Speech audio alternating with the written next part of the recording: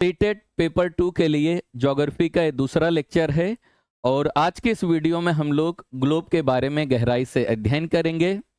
मैं आपको भरोसा देता हूं, अगर आप वीडियो को पूरा देखेंगे तो आपको परीक्षा में ग्लोब से संबंधित जितने भी प्रश्न पूछे जाएंगे सभी प्रश्नों का उत्तर देने में आप सक्षम होंगे। तो आइए बिना देरी किए हुए लेक्चर शुरू करते हैं और समझने का प्रयास करते हैं। तो सबसे पहले हम लोग समझेंगे ग्लोब क्या होता है। तो यहाँ पे ध्यान दो, ग्लोब जो है पृथ्वी का लघु रूप में वास्तविक प्रतिरूप है। तो ग्लोब क्या है? ग्लोब जो है पृथ्वी का लघु रूप, लघु रूप का मतलब होता है छोटा रूप में वास्तविक प्रतिरूप। वास्तविक का मतलब होता है जैसा हमारा पृथ्वी है वैसे ही अगर उसका कोई छोटा प्रतिरूप का मतलब होता है मॉडल तैयार कर दिया जाए तो उसे हम लोग ग्लोब कहेंगे। अब हमारी पृथ्वी बहुत बड़ी है, इसका अध्ययन करने के लिए हमें क्या करना पड़ेगा? इसका लघु रूप बनाना पड़ेगा, एक मॉडल बनाना पड़ेगा। उसी मॉडल को हम लोग क्या कहते हैं? ग्लोब कहते हैं। तो यहाँ पे आप देख सकते हो मेरे हाथ में ग्लोब है।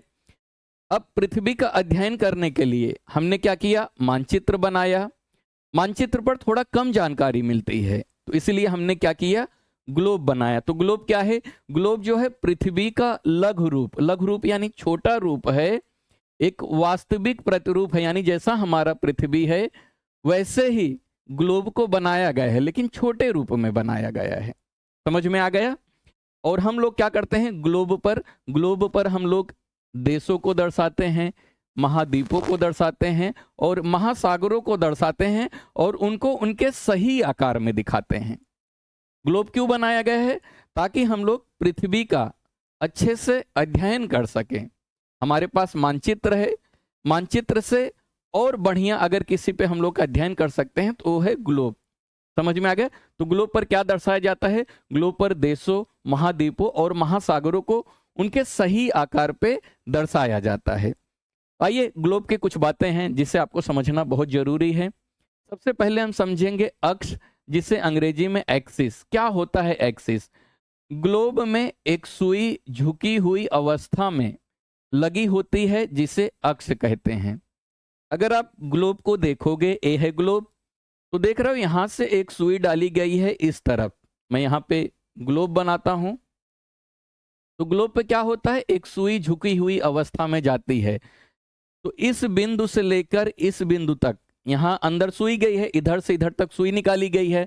तो इस बिंदु से लेकर इस बिंदु तक अगर हम एक काल्पनिक रेखा बनाएंगे, यहाँ पे एक काल्पनिक रेखा बन सकती है, तो काल्पनिक रेखा बनाएंगे, इसी को हम लोग क्या कहते हैं? अक्ष कहते हैं और इसे ही हम लोग अंग्रेजी में एक्सिस कहते हैं। तो अक्ष क्या होता है? ग्लोब में एक सुई झुकी हुई अवस्था में लगी होती। देख रहे हो यहाँ पे एक सुई डाला गया है, इधर से डाला गया है इस पार तक।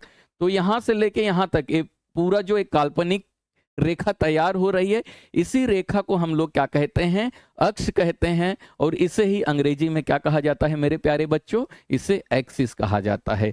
अब हम समझेंगे ध्रुव क्या होता है। ध्रुव को अंग्रेजी में पोल कहते हैं। तो ग्लोब पर दो बिंदु जिनसे सुई होकर गुजरती है वो दो ध्रुव हैं। अगर आप ग्लोब को देखोगे तो यहाँ से एक सुई डाली गई है और इस तरफ निकाली गई है। तो जहाँ से सुई डाली जाती है तो एक बिंदु ए हो गया और जहाँ से सुई निकलती है तो एक बिंदु ए हो गया। तो वही लिखा है यहाँ पे, ध्यान दो क्या लिखा है? ग्लोब पर दो बिंदु, एक ऊपर वाला और एक नीचे वाला, जिनसे सुई होकर गुजरती है वो दोनों क्या है मेरे प्यारे बच्चों? वो दोनों ध्रुव हैं। ऊपर वाले के तरफ, ऊपर की तरफ जो ग्लोब पे सुई होती है उसे हम लोग क्या बोलते हैं? उत्तरी ध्रुव यानी नॉर्थ पोल कहते हैं। और जो नीचे की तरफ है इसे हम लोग दक्षिणी ध्रुव यानी साउथ पोल कहते हैं। ग्लोब को इस सुई के चारों ओर पृथ्वी की भांति पश्चिम से पूर्व की ओर घुमाया जा सकता है। हमारी पृथ्वी कैसे घूर्णन करती है?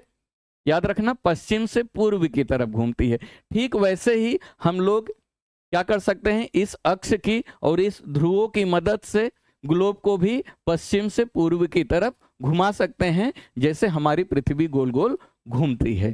समझ में आ गया? आगे समझो। अब हम समझेंगे विषुवत वृत्त क्या है। विषुवत वृत्त को इक्वेटर कहते हैं। तो एक ग्लोब है, ग्लोब के बीचों बीच एक रेखा खींची गई है। आप यहां पे समझो, एक मिनट। हाँ,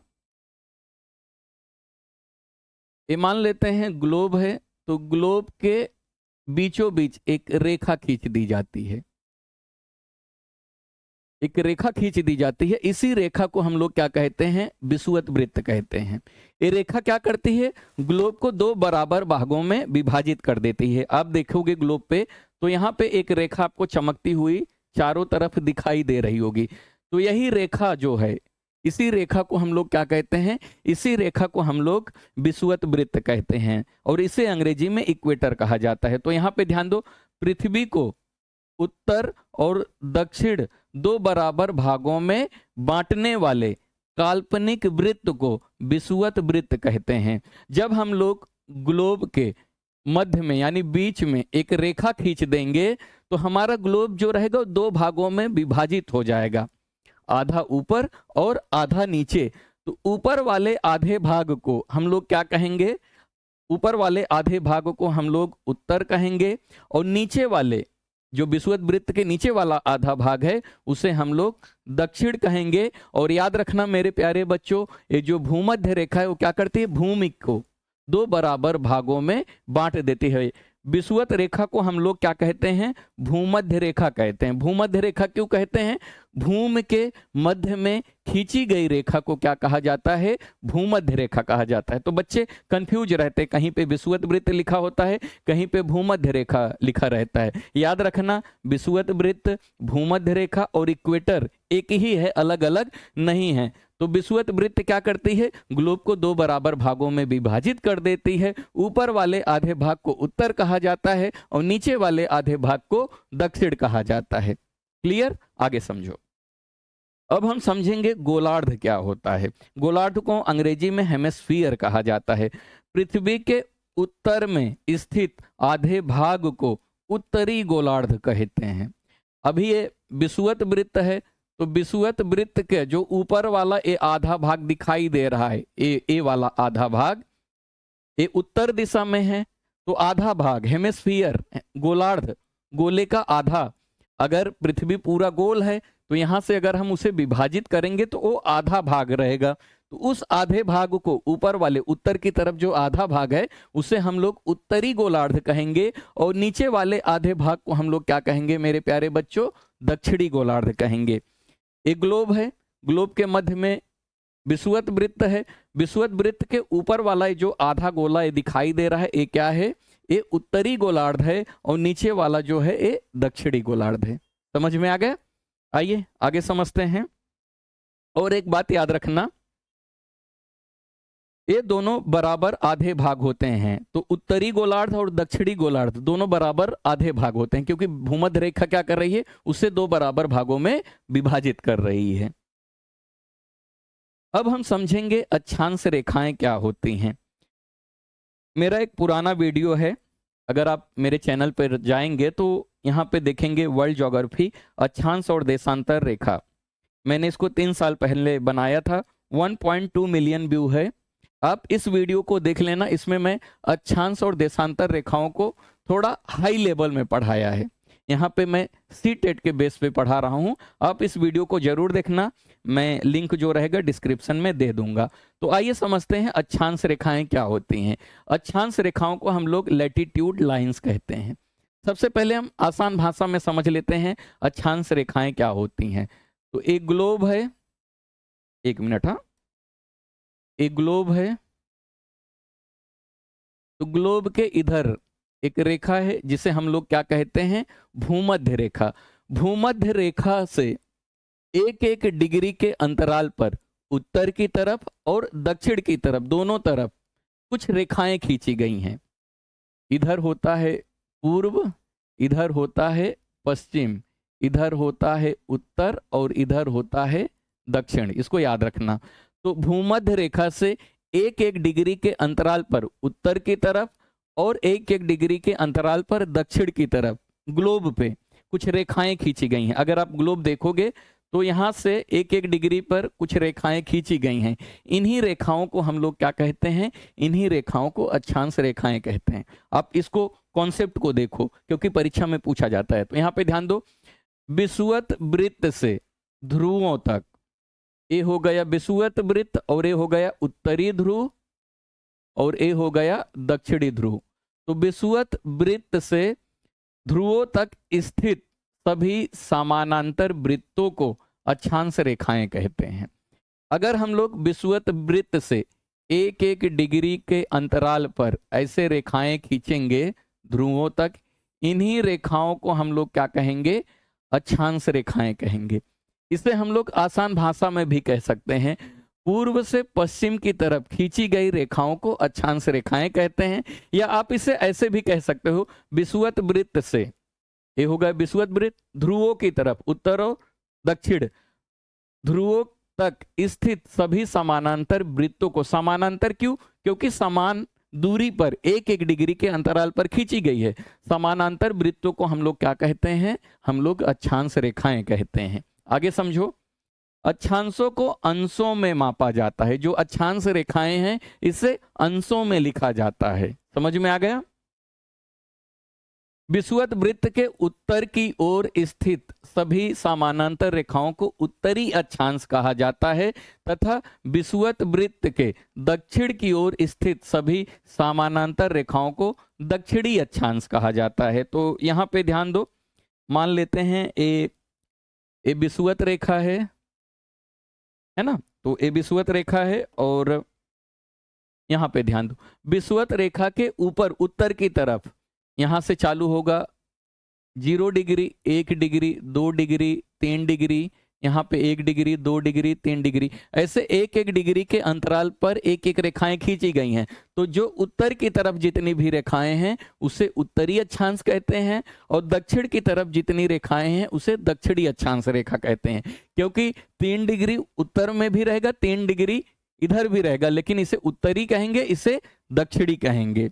समझ में आ गया, क्योंकि 3 इधर भी है, 3 इधर भी है, 0 1 2 3, यहाँ से 0 1 2 3, तो रेखाएं उत्तर की भी तरफ हैं, दक्षिण की भी तरफ हैं, तो इसीलिए इसे 3 डिग्री हम लोग उत्तरी लिखेंगे और इसे 3 डिग्री जो रहेगा दक्षिणी। उ और द लिख के दिखाएंगे कि उत्तरी अक्षांश रेखा है कि दक्षिणी अक्षांश रेखा है। अक्षांश रेखाओं को याद रखना मेरे प्यारे बच्चों, एक एक डिग्री के अंतराल पर खींचा जाता है। ग्लोब के ऊपर एक एक डिग्री के अंतराल पर एक एक रेखा खींची जाती है।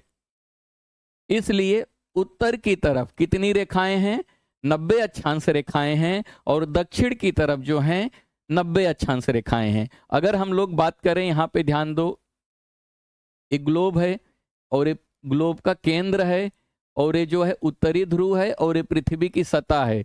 अगर हम लोग यहाँ पे एक कोण बनाएंगे तो कितने डिग्री का कोण बनेगा, 90 डिग्री का कोण बनेगा।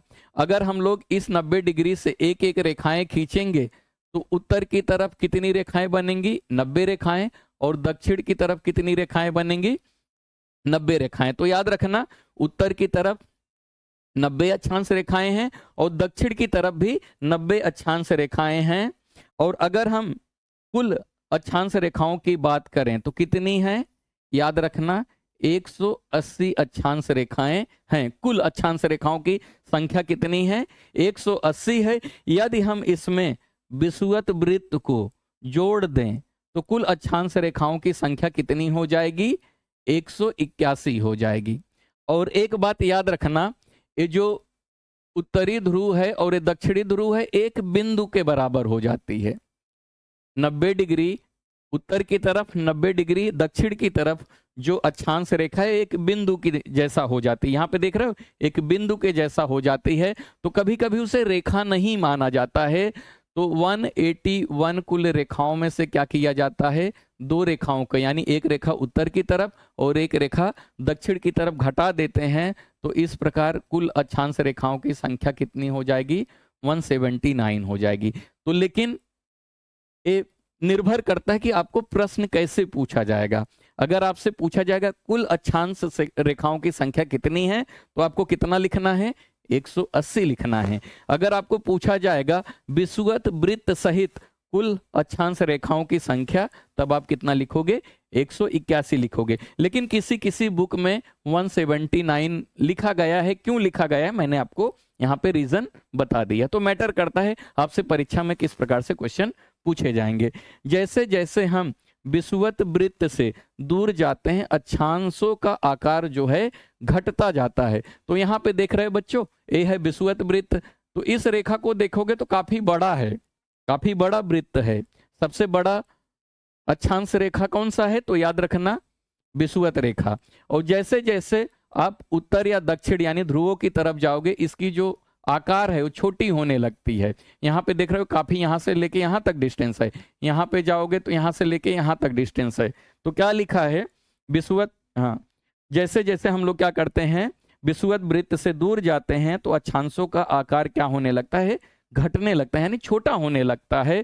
विषुवत वृत्त को हम लोग शून्य अक्षांश रेखा कहते हैं। तो ये जो विषुवत वृत्त है इसे 0 डिग्री अक्षांश रेखा कहते हैं।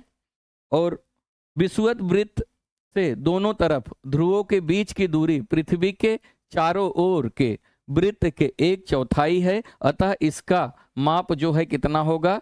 360 का अगर हम 1/4 निकालेंगे तो 90 अंश होगा। तो उत्तर की तरफ 90 और दक्षिण की तरफ 90 क्यों है?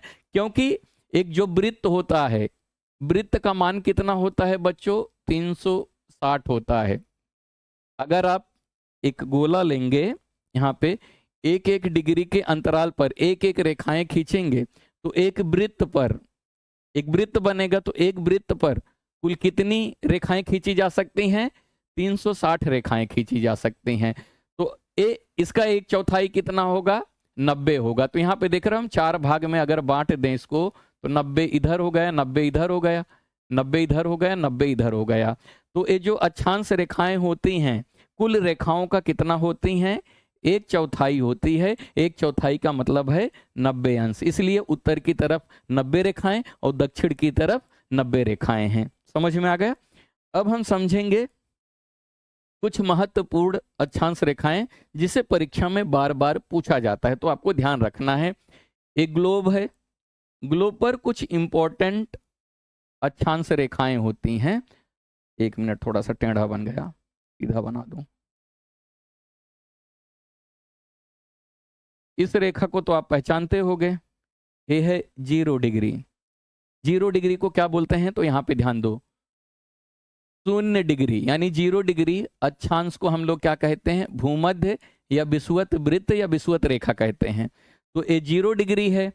0 डिग्री को क्या कहा जाता है? विषुवत वृत्त या भूमध्य रेखा कहा जाता है। उसके बाद हम बात करेंगे 23.5 डिग्री उत्तरी अक्षांश।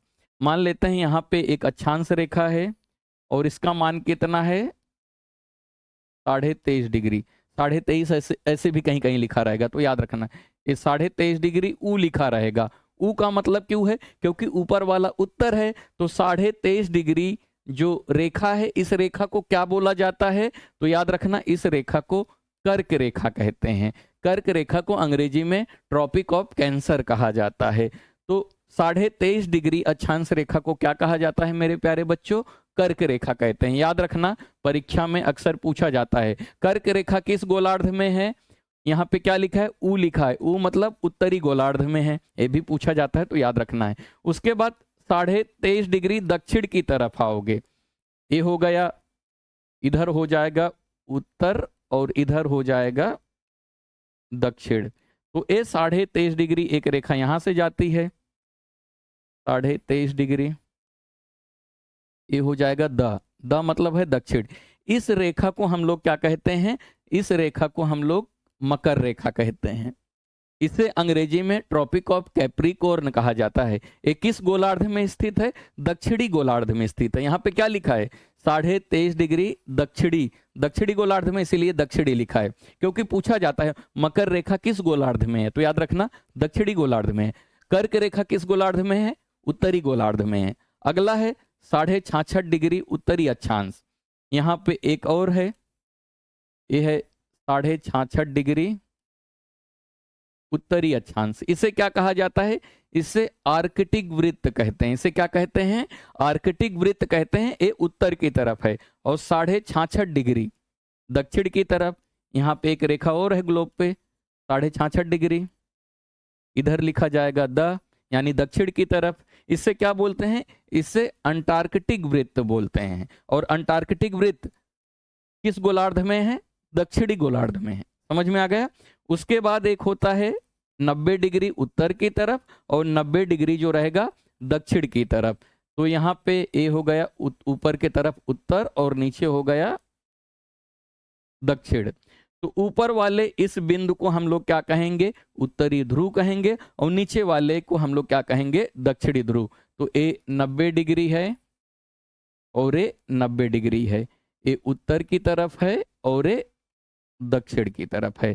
तो ये कुछ महत्वपूर्ण रेखाएं हैं, इनको याद रखना क्योंकि परीक्षा में पूछा जाता है। बहुत आसान है। ये 0 डिग्री है, भूमि के मध्य में है, भूमध्य रेखा 23.5 डिग्री ऊपर 23.5 डिग्री नीचे। ऊपर है कर्क रेखा, नीचे है मकर रेखा। 66.5 ऊपर 66.5 नीचे। 66.5 वाले को क्या बोलेंगे? 66.5 वाले को आर्कटिक बोलेंगे, और नीचे जो है अंटार्कटिक है। उसके बाद उत्तरी ध्रुव और दक्षिणी ध्रुव। इसी ध्रुव के सहारे पृथ्वी अपने धुरी पर गोल गोल घूमती है। ठीक है, अब हम समझेंगे देशांतर रेखाएं क्या होती हैं। देशांतर रेखाओं को लॉन्गिट्यूड लाइंस कहा जाता है।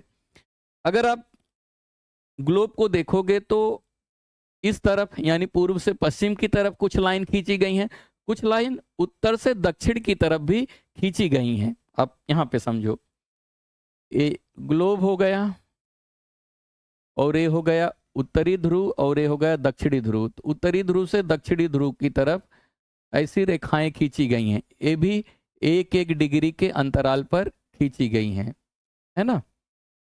तो यहां पे ध्यान दो, क्या लिखा है?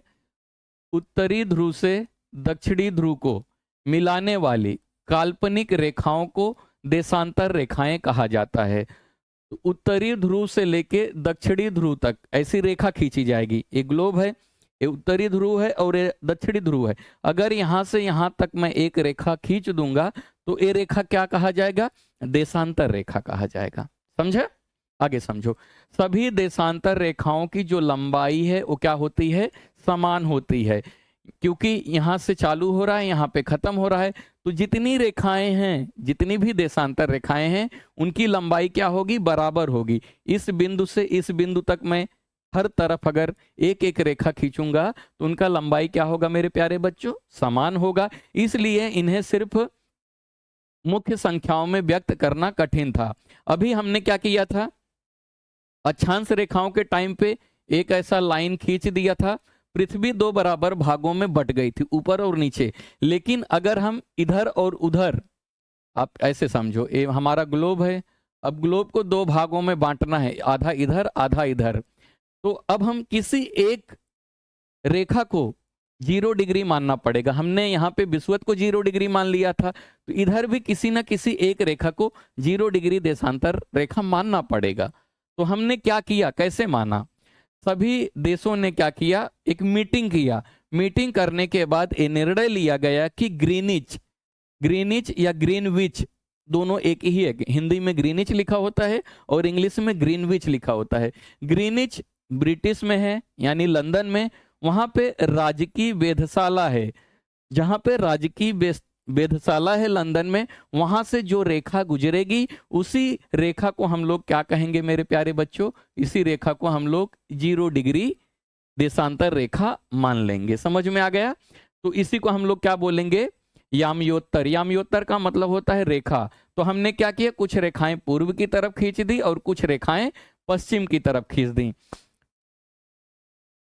एक गोलोब है, तो यहां से अगर हमने इसको काटा तो एक क्या हो गया? 2 भाग में बढ़ गया, आधा इधर और आधा इधर।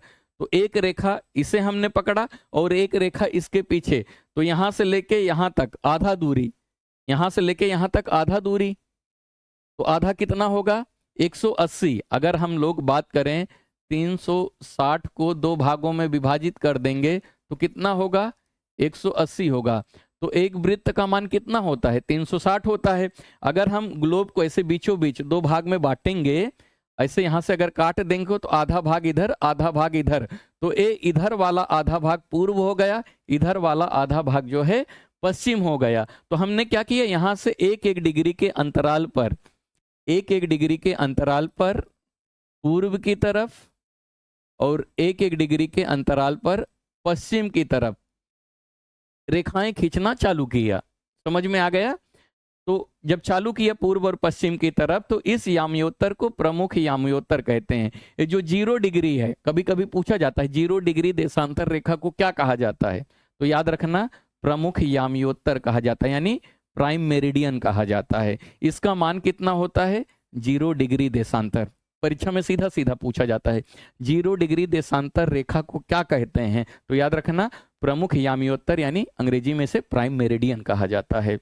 तो यहां से हम लोग क्या करते हैं, 180 रेखा जो है पूर्व की तरफ खींचते हैं और 180 रेखा जो है पश्चिम की तरफ खींचते हैं। प्रमुख याम्योत्तर तथा 180 याम्योत्तर मिलकर पृथ्वी को क्या करते हैं, 2 समान भागों में बांट देते हैं। अगर हम लोग ग्लोब पर एक रेखा यहां खींचेंगे तो इसके ठीक पीछे जो रहेगा क्या रहेगा, 180 डिग्री रहेगा। तो यहां से अगर इसे काटेंगे तो आधा भाग इधर हो जाएगा, आधा भाग यानी 0 से 180 इधर हो जाएगा, 0 से 180 इस तरफ हो जाएगा।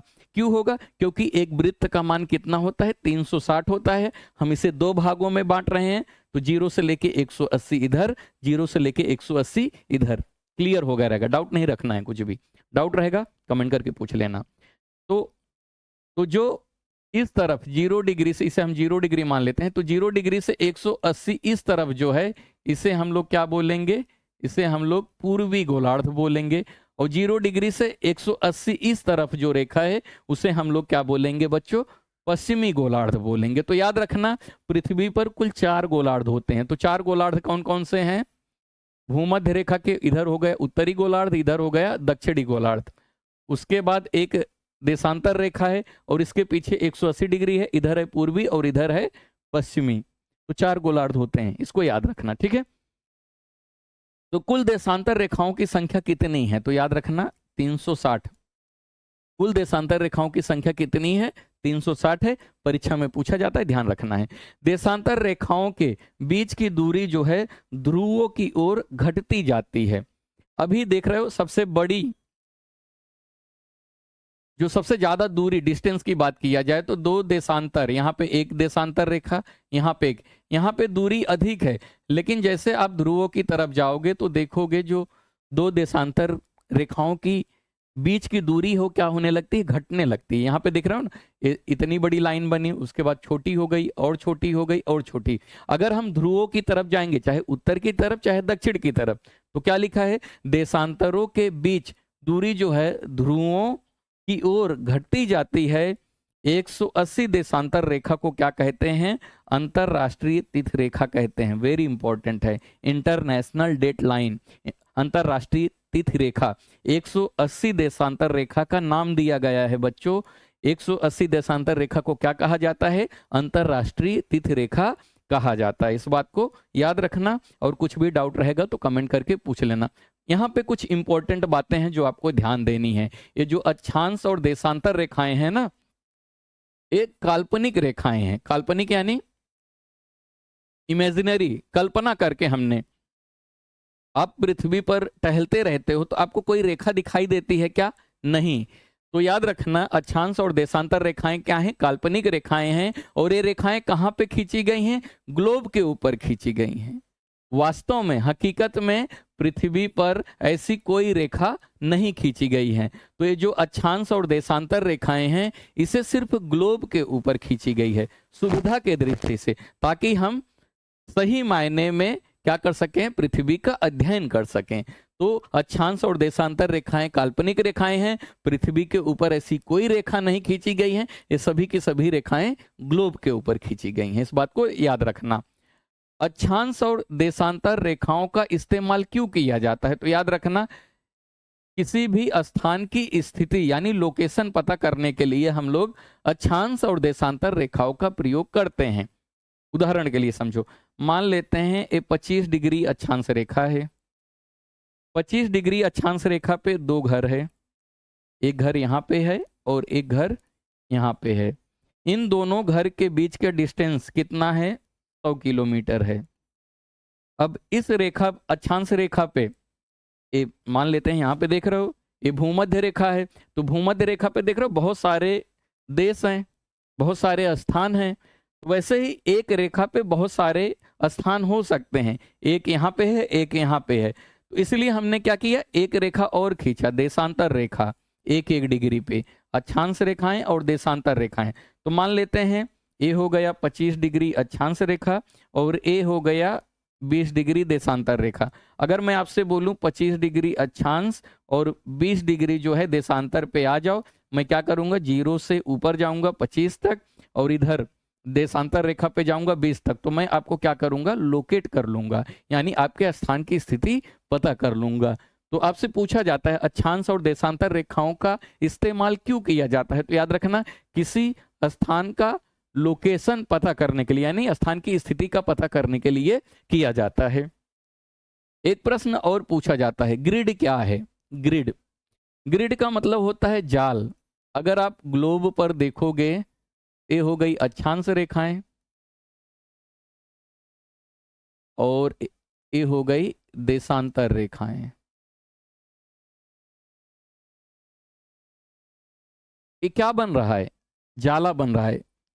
तो अक्षांश और देशांतर रेखाएं क्या करती हैं, जाल बनाती हैं ग्लोब के ऊपर, तो उसी को हम लोग क्या कहते हैं, ग्रिड कहते हैं। तो आपसे पूछा जाता है ग्रिड किसका जाल है, तो याद रखना अक्षांशों एवं देशांतर याम्योत्तर, याम्योत्तर का मतलब है रेखा, अक्षांश और देशांतर रेखाओं को ग्लोब के ऊपर क्या कहा जाता है, ग्रिड कहा जाता है। मुझे यकीन है कि ग्लोब का जो कॉन्सेप्ट है आपको अच्छे से समझ में आ गया रहेगा। अगले वीडियो में मैं आप लोगों को पृथ्वी के ताप कटिबंध के बारे में पढ़ाऊंगा।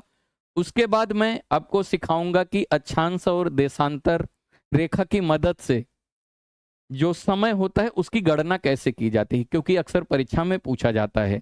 तो मैंने एक प्लेलिस्ट बनाया है सीटेट पेपर 2 ज्योग्राफी करके, उसका लिंक मैंने नीचे डिस्क्रिप्शन में दे दिया है। आप वहां से जाके सीटेट पेपर 2 के लिए ज्योग्राफी का जितना भी वीडियो है एक साथ देख सकते हैं, और सभी वीडियो को लाइन से देखना। मैं आपको गारंटी देता हूं आपका ज्योग्राफी से जितने भी क्वेश्चन पूछे जाएंगे आप उसका आंसर देने में सक्षम होंगे। और अब अगर अभी तक इस चैनल को आपने सब्सक्राइब नहीं किया है तो कर लेना। वीडियो देखने के लिए धन्यवाद।